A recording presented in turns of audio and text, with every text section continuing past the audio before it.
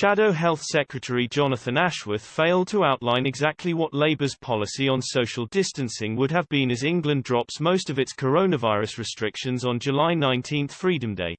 The Labour MP squirmed as BBC Breakfast's Louise Minchin repeatedly asked him a string of questions as to what the Labour Party would have done differently to the government as England emerges from lockdown.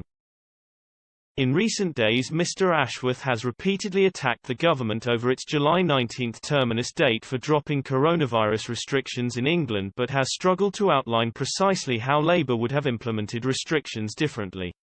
It comes following a car crash interview on Andrew Marr where the Labour MP failed to confirm whether Labour fully support today's reopening of the economy.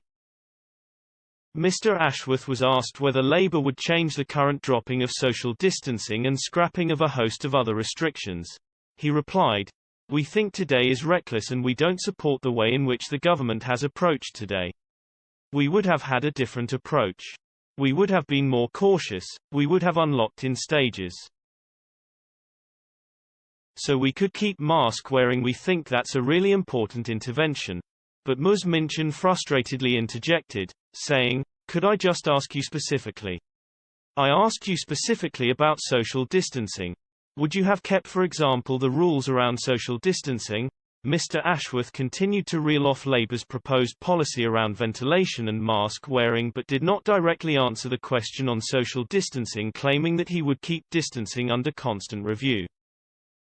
He said, "So all of these particular measures, all of these particular changes need to be kept under review."